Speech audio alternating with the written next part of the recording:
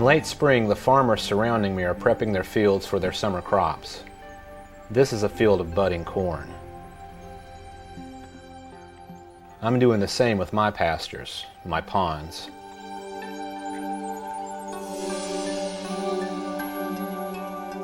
I'm used to seeing big birds snooping around here, but I was surprised to see this wild turkey trapped under the netting of pond number 10 this morning.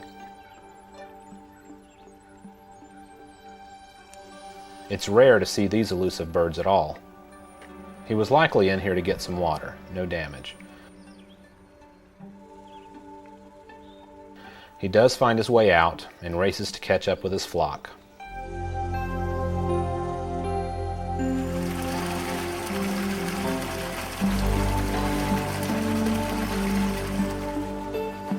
Today I'll be moving some Nisai and Sansai to the grow-out ponds for the summer.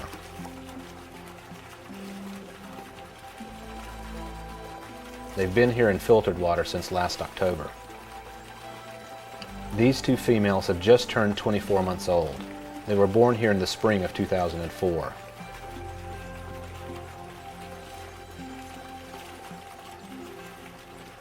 This koi is a stepping stone in my New Age Showa line. She teeters the line between Showa and Sanke at the moment. There's a lot of sumi still to emerge from deep under her skin. Her specific purpose here is to advance the line, back towards Showa, but with advanced body shape, advanced sumi, and advanced heat qualities. This is what she looked like as Tosai.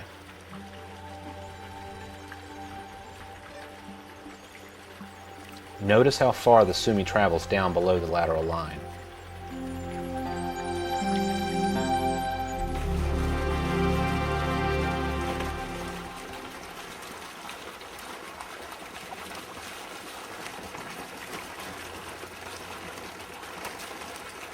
These get bagged up and walked down to pond number 7.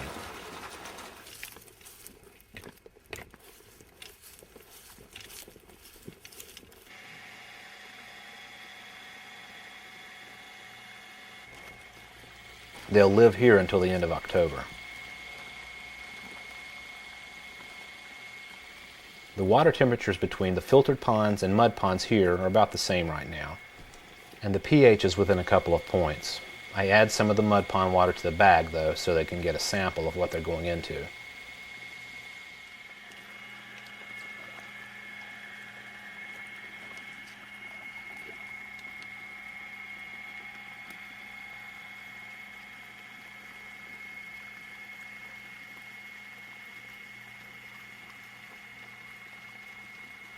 They check out their surroundings and slowly swim down into the deep.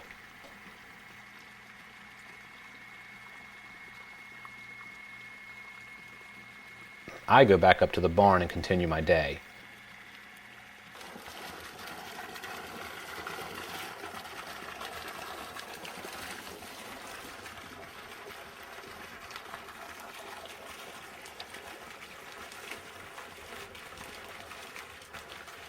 This is another 24-month-old kohaku, one of my personal favorites from last October's harvest.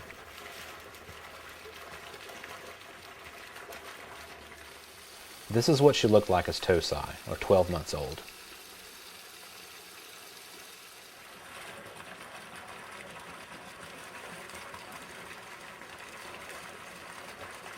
Another kohaku is added to the bowl, same age. The body shapes and heat plate characteristics are very different.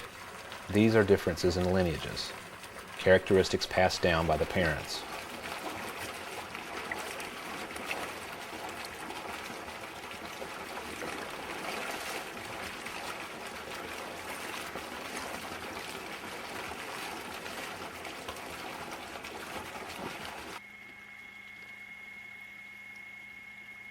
Here we can see the differences in the shapes of the faces and the bone structure of the spines. The kohaku on the right is the largest of that group and shows characteristics of a koi that has potential to grow well.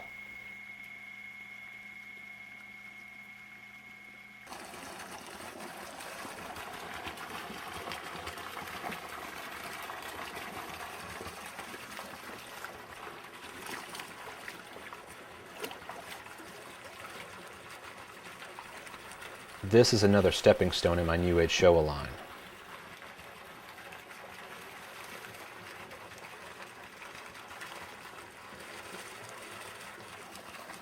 This Sankey is from 2003, 36 months old. She'll be grown for the summer for a client. In the fall, they'll decide if she'll stay here for another year or go home to their pond. Look at the differences in these two koi. The Sankey is a combination of Matsunosuke and Sadazo lineages. The coloration is more Matsunosuke, and the face shape and body shape more Sadazo type. The Sankey was sexed and confirmed female last year. But I'm not sure about this one yet. It has everything I'm looking for as a future parent fish. This is why it's been held back.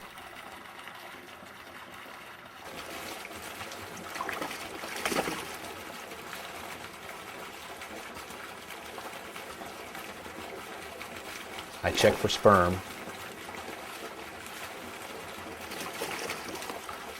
I check the abdomen. I check the gill plates and fins for razor stubble. Everything about this fish says female, except the coloration, which is a wonderful thing.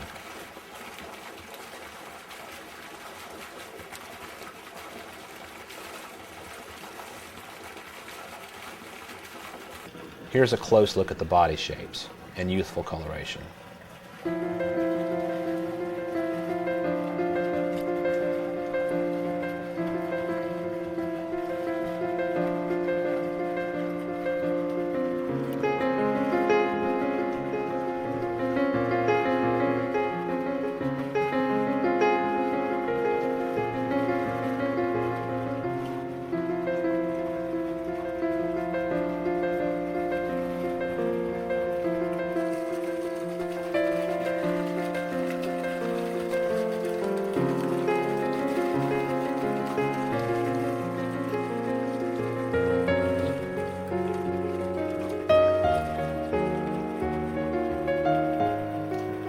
Another stepping stone fish that I've held back. An experimental koi that may be used in the future, and may not. I consider her to be stored genetics, a stockpile I can come back to if needed.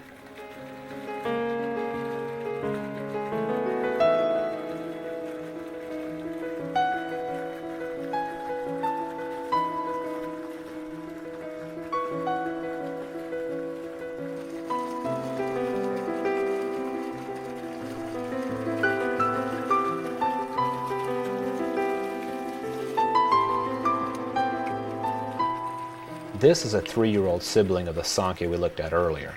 This girl got a large dose of classic Matsunosuke characteristics from her mother and from her father. The other Sankey we looked at earlier is from a different father. I often use 3 males per female in breeding. One of the other males transfers Sadazo type characteristics.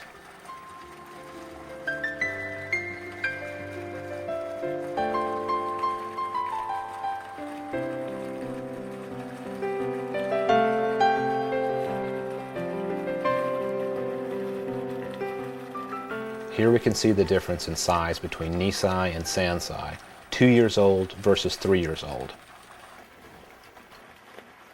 The 3-year-old Sankey is 24 inches or 61 centimeters. For safety, she's rolled out to the pond instead of being carried. You probably think I wear these rubber boots around here to be stylish, but this is one of the reasons.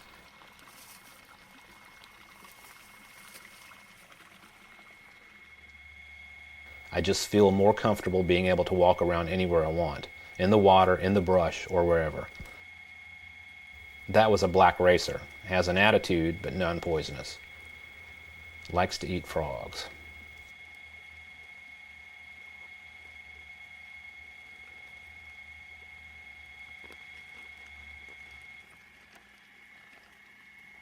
These fish are acclimated like the rest and released.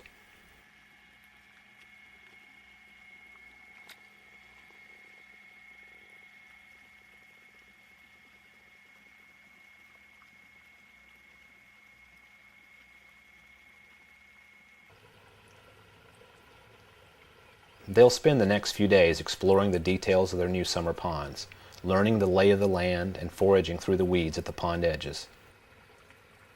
When koi get to this size, they'll eat about anything that can get in their mouths. Snails, crawfish, worms, beetles, frog eggs, and other eggs.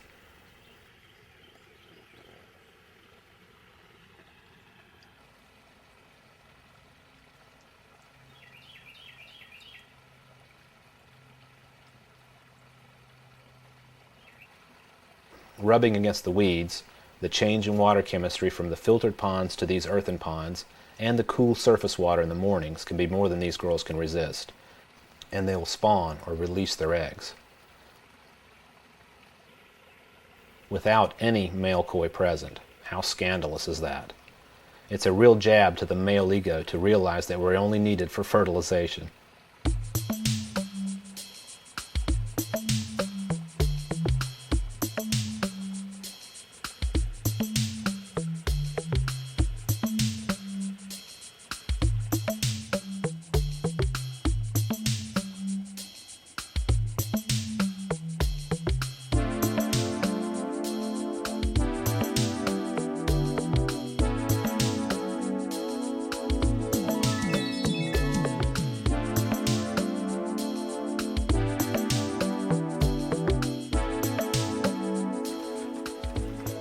As a test, though, to be sure I didn't make any mistakes and accidentally put a male koi in, I gather some of the eggs and put them in a bucket to see if they hatch.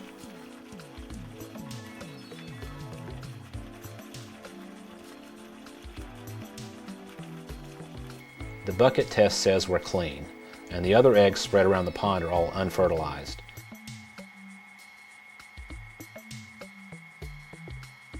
If these eggs were fertilized, they would be clear or more translucent. These are all white and cottony.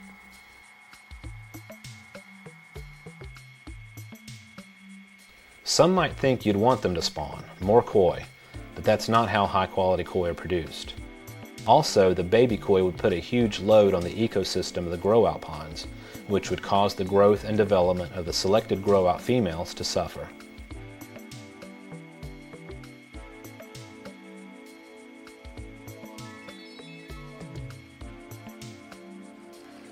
The koi are carefully sexed before they're allowed into the grow-out ponds. Here some visitors and I are sexing a few.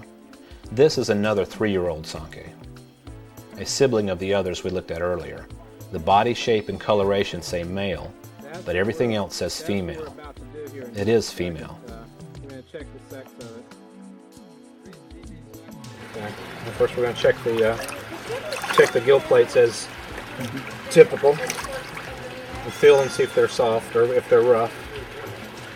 And this is showing very soft gill plates, and also the leading edges of the pectoral fins, very smooth. So that's seasonal, Brady, right? Is that what you're saying? Yeah, it's more seasonal, and now's the perfect time for checking that. And these are very smooth also. Sandpaper gills. Alright, see if you're with me. I'm going to come in closer here. So now we're going to check the vent. Yeah, the fin. We're looking for sperm.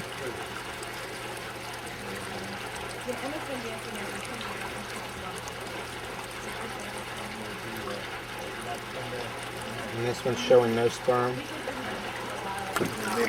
So it's going to be a female. I mean, it's already, it'll be 3 years old in another couple of weeks. And it's not showing any sperm or any other signs. So, yeah, this one is pretty obvious. So if we fill the gill plates, you guys can fill it too if you want to. I was going to say we didn't know it. Yeah. Go ahead and. So what am I feeling for, Brady? You'll feel it. It's just basically razor stubble. Yeah. Now fill this one. Yeah, feel like sandpaper. Oh yeah. Feel the difference, Roger? Yep. Force his nose. All right. It's all in. Oh yeah. There you go. Can you see that down and through the lens? Yep, it's fine. Yeah. So that's obviously a male. Very nice male, but I mean that's a confirm. Basically, there's no chance that's not a male. We'll grab another one and do just one more for a test. Yeah, I have too. I just sold a bunch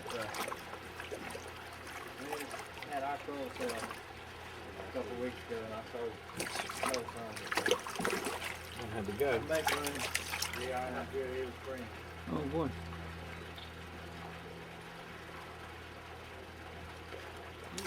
This one's not showing any sperm yet, but it's That was pretty clearly a male. The evidence we're looking for can confirm a koi as male, but it can't confirm female.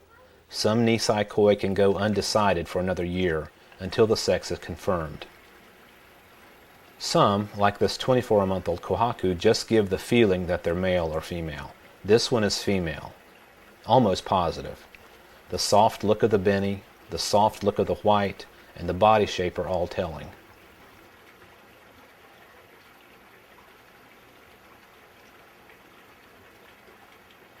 Here's what she looked like as Tosai.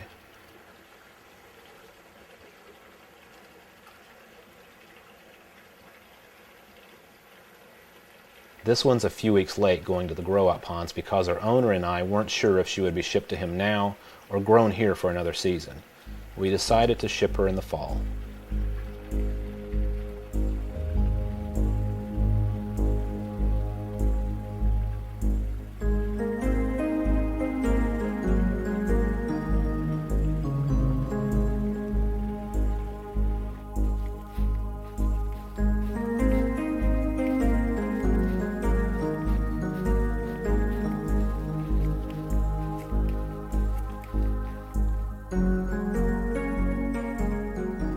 When all of the older koi are sorted out, I focus my attention on the Tosai. I arrive in the morning to a game of rugby. The ball is a common toad.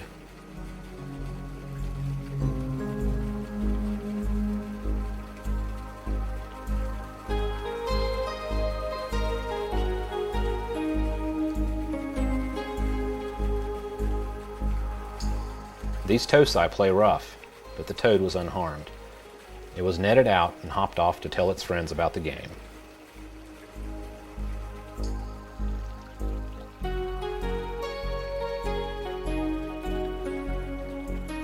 Today will be a tough but enjoyable day. I've got a net of about 120 Tosai and evaluate each one of them. These are the best of my best. They were chosen back in the fall at harvest time and set aside for the winter. I'll choose 60 of the very best to grow out for the summer, and the rest will be made available for sale right away. Most of these are kohaku and showa, some sankes, some chagoi, a few ochiba, a few atsuris, and some kujakus. A lot of this herd can be netted up pretty easily, but as the group gets thinned out, netting gets more challenging.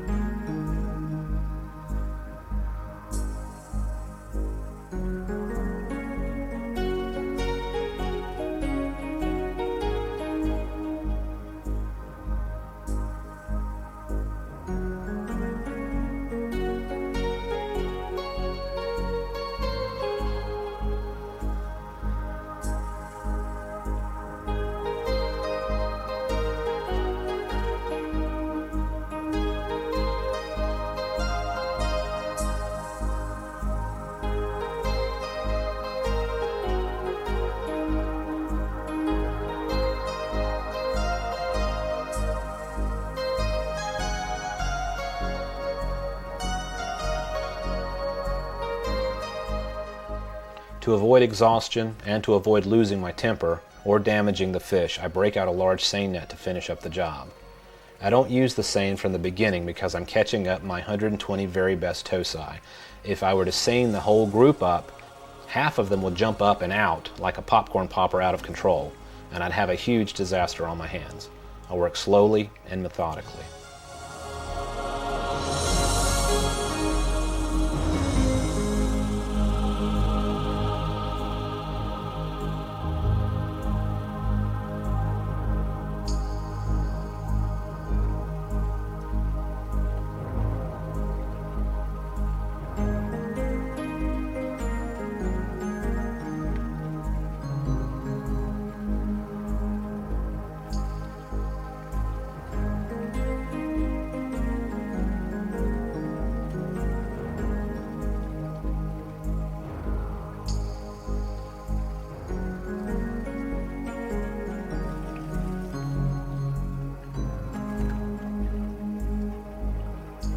Most of these toci are in the 10-inch range, some 8 and some 12.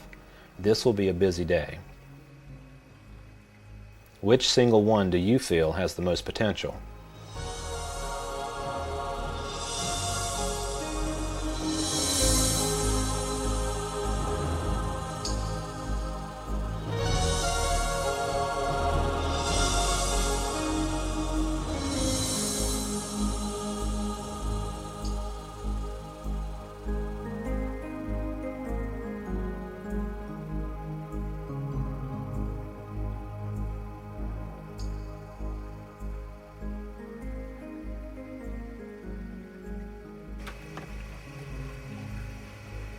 I divide the group into varieties and start with the Showas first.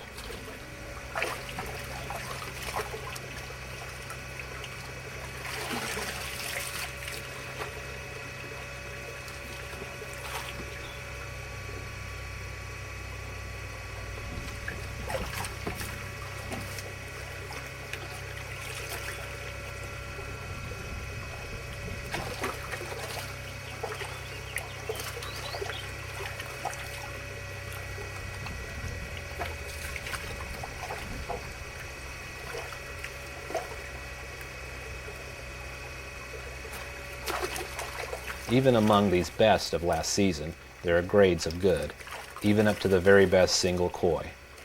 For my grow-out koi, future potential is a key factor in their ranking. Longevity of beauty is also a huge factor. It's a waste of valuable space to grow out an early bloomer.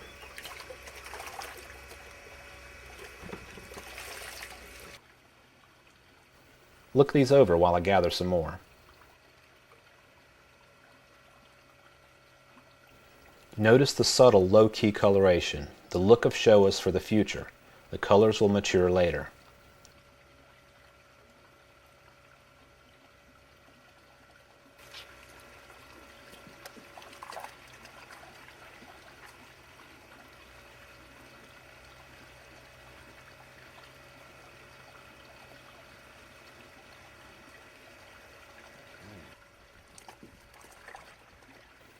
Here are some more.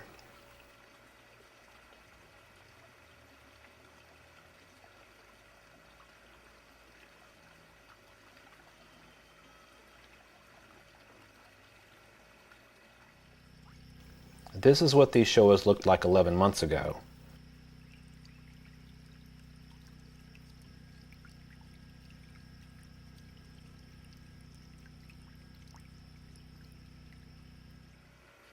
And the group has been whittled down to this. There are about 4 decent tanchos in here.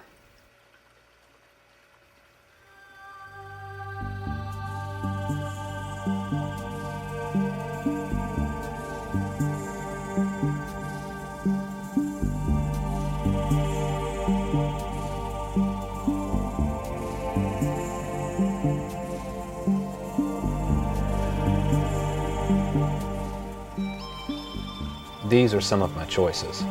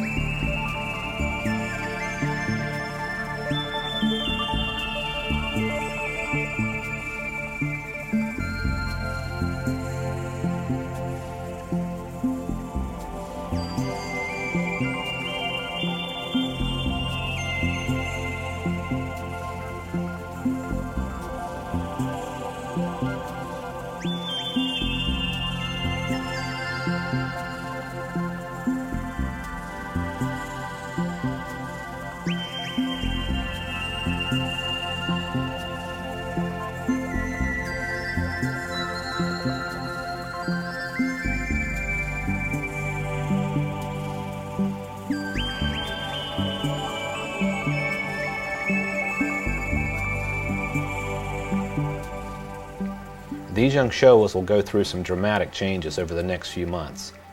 Changes in patterning, mainly the sumi and the white, and changes in body shape and size. We'll look at them all again in the fall on Koi Fix.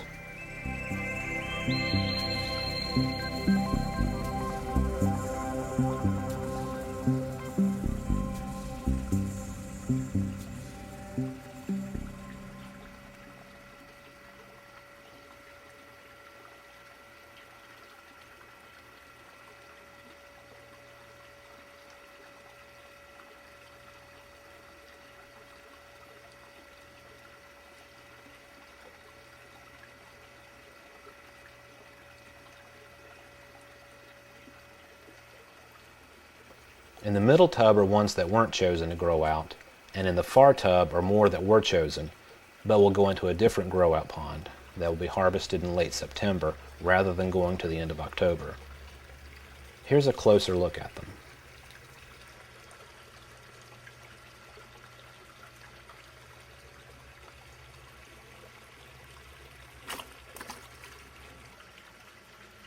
A close look at the skin and sumi development at this age.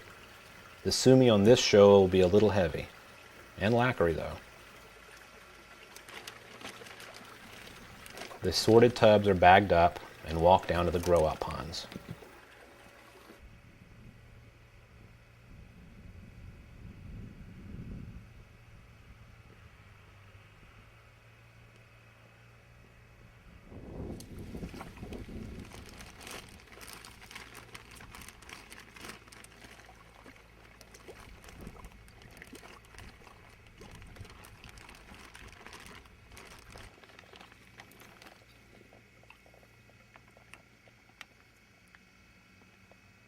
After some acclimating, they're released.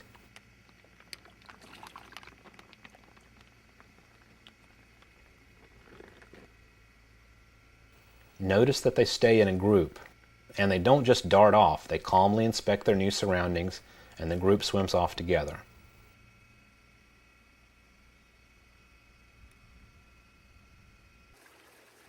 A few of the tosi have had a rough winter, so I apply a salt paste before putting them out.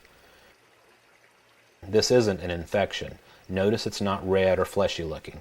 It's likely a place where a fungus or parasite colony set up camp over the long winter. A storm rolls in, but I've got to keep moving. These koi all have to be sorted and moved today. Next I gather up the sankes.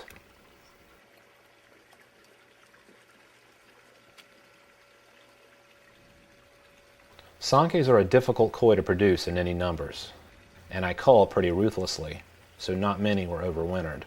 A truly good sanke to me is very exciting. Which would you choose?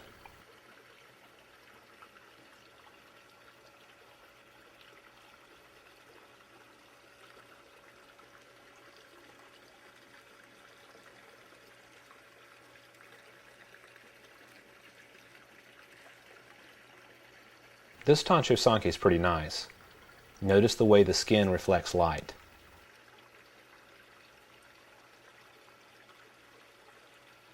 Here's another Tancho Sanke. That's not nearly as nice. Can you see what the difference is? The skin is nice, but the sumi will always be heavy, and the Tancho marking is offset and not symmetrical. Deciding which sumi will stay and which will go is tricky.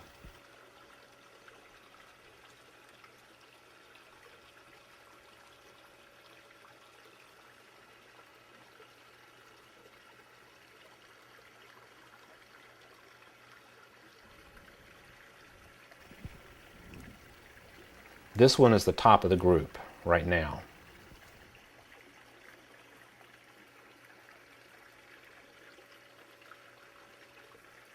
Another good solid sanke.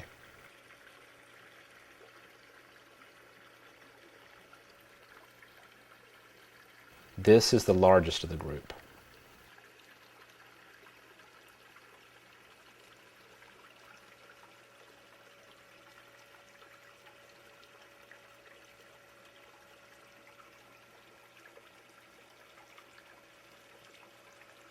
The sumi on this sanke looks heavy now, but in reality it's not. The white ground will change this in the future. This one's in a much lower class.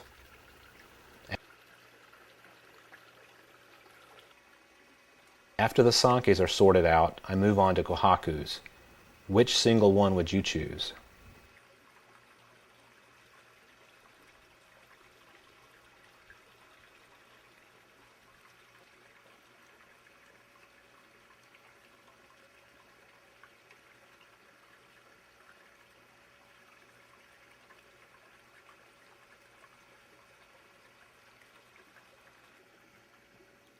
As careful as I try to be, accidents do happen.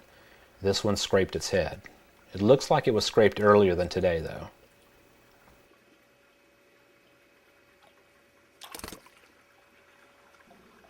This particular group of Kohakus are all siblings, from an American-born mother and 2 Japanese-born fathers. Notice the characteristics: body shapes, style of kiwa and sashi, color tint, and patterning. Some of the look you're seeing is a result of culling, and some is genetics.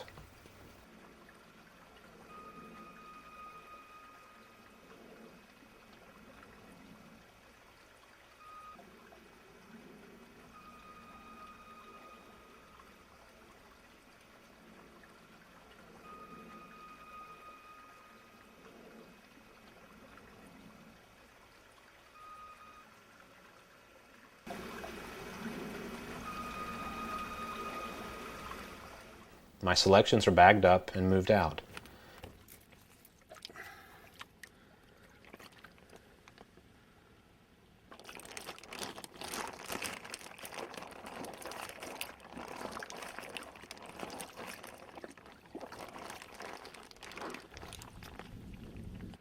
I won't see these koi up close like this again for another 6 months.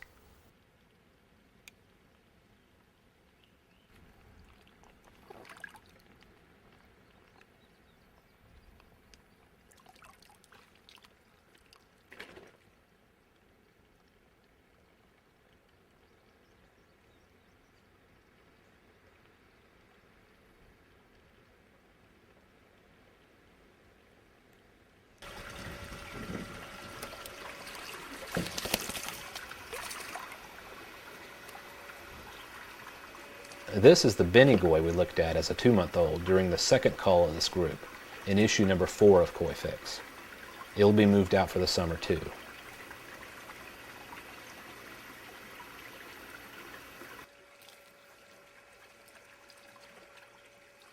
With the Kohakus safely tucked away, I move on to Kujakus.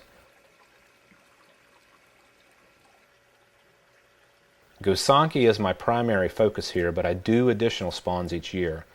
Last year was Kujaku and Chagoi. Most of these are sold as Tosai, but I did stash this small group away for the winter. With Kujaku, I look first for body shape, then the quality of the metallic sheen, then the cleanliness of the coloration, and then the patterning. All of these have to be first rate.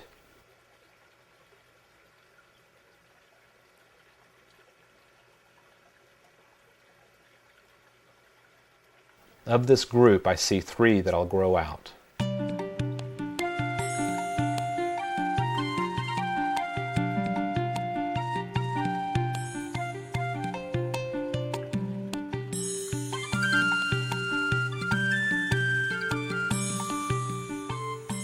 I don't want to choose many of these. I'd prefer to save the pond space, food, time, and expense for my Gosake.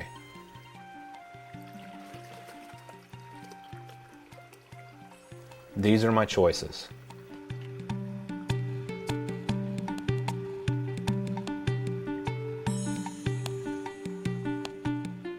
Notice the shape of this face, the quality of the metallic sheen, and how clean and clear the coloration is.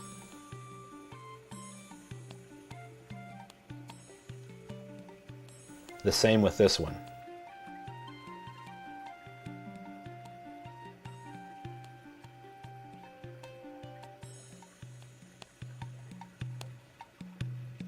Though this one is not quite as clean, it still has a lot going for it.